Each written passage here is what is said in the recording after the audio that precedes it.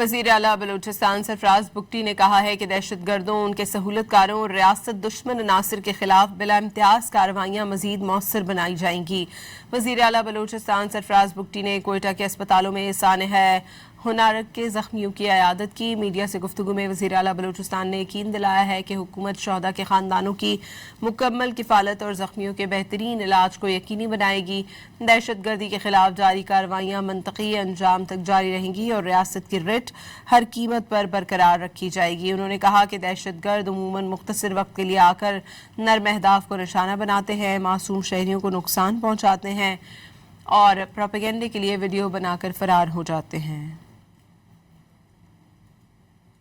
वज़ीर आला बलूचिस्तान सरफराज बुगटी ने कहा है कि दहशत गर्दों, उनके सहूलतकारों और रियासत दुश्मन अनासर के खिलाफ बिला इम्तियाज़ कार्रवाइयाँ मज़ीद मौसर बनाई जाएंगी।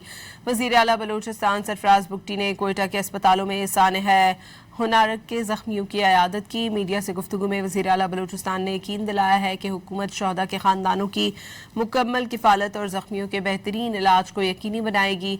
दहशत गर्दी के खिलाफ जारी कार्रवाइयाँ मंतकी अंजाम तक जारी रहेंगी और रियासत की रिट हर कीमत पर बरकरार रखी जाएगी। उन्होंने कहा कि दहशत गर्द अमूमन मुख्तसर वक्त के लिए आकर नर्म अहदाफ को निशाना बनाते हैं, मासूम शहरियों को नुकसान पहुँचाते हैं और प्रोपेगेंडे के लिए वीडियो बनाकर फरार हो जाते हैं।